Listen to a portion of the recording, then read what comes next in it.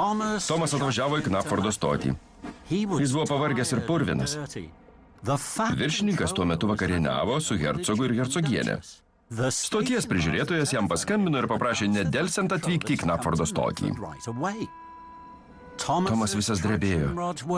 Jo ratai klibėjo. Jis žinojo, kad privalo papasakoti viršininkui apie Hiro.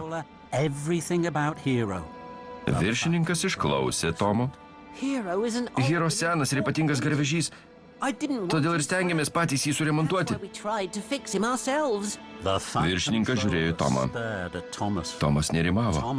Jis buvo beveik įsitikinęs, kad dabar viršininkas tikrai išlydys Hiro.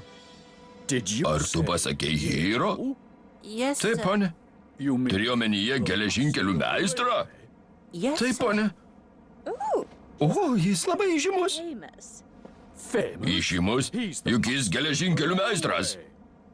Kodėl pamanei, kad galėčiau išlydyti geležinkelių meistrą, Tomai? Kodėl manęs nepaprašei? Nes buvau kvailas, ponė, ir nerimavau, todėl mėginau suremontuoti vienas. Tu nebesi vienas. Turime toj pat padėti Hiro. Atitempk jį į Sodoro dirbtuves. Viktoras jį toj pat suremontuos.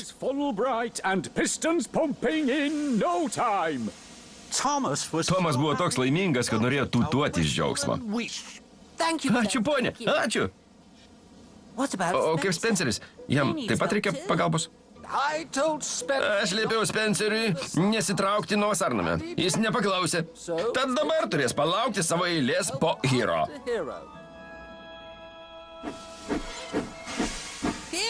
Hiro, aš kalbėjausi su viršininku. Jis žino, kad esi geležinkelių meistras. Tavęs niekas nesiūs į lydymo aikštelę. Tu važiuosi į Sodoro dirbtuves. Valio Tomui. Valio Hiro. Kitą dieną Tomas ir Persis atitempė Hiro į Sodoro dirbtuves. Ten jų laukė viršininkas. Sveikas, Hiro. Malonu vėl tave matyti. Ačiū, ponė. Labai jums dėkoju. Ir ačiū jums už Tomą. Tomas puikiai pasidarbavo.